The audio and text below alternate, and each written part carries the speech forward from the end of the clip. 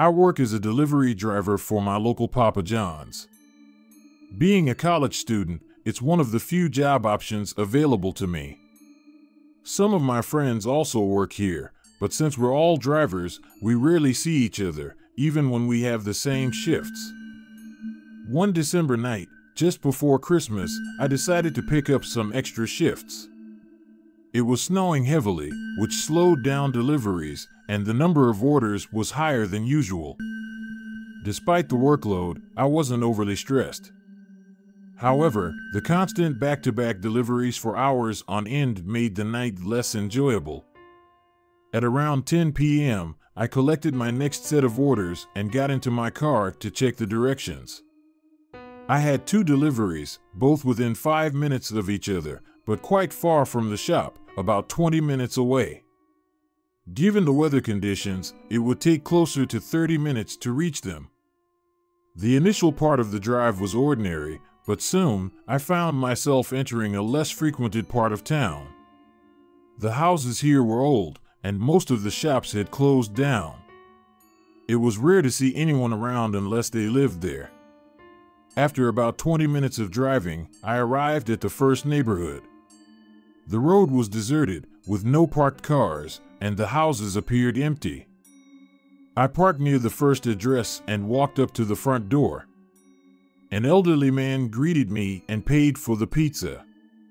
Then, I set the directions for the next delivery, which was in the same neighborhood but deeper into it.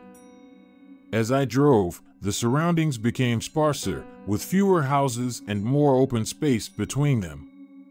Upon reaching the address, I noticed there were no other houses nearby, just trees surrounding the area. Despite the eerie atmosphere, I parked on the street and approached the front door. A disheveled middle-aged woman answered the door. Her appearance suggested she had just woken up, with messy hair and tired, emotionless eyes. "I have your order for 2 pizzas," I said, holding out the boxes and stating the total. She took the boxes but asked me to wait while she fetched cash. As she counted the money slowly, engaging in awkward small talk, I felt a sense of unease. Glancing back at my car, I noticed a man tampering with it. When I looked back at the woman, her expression had turned into anger. It dawned on me too late as she grabbed hold of me and shouted to the man by my car. Reacting instinctively, I pushed her away and broke free, darting into the nearby trees. I could hear the man's heavy footsteps pursuing me through the snow-covered forest. After a frantic sprint, the sounds gradually faded away.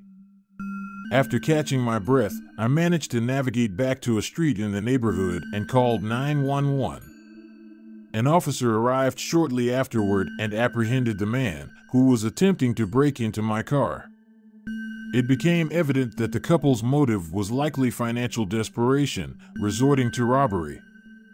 Reflecting on the incident, I realized how fortunate I was to escape unharmed.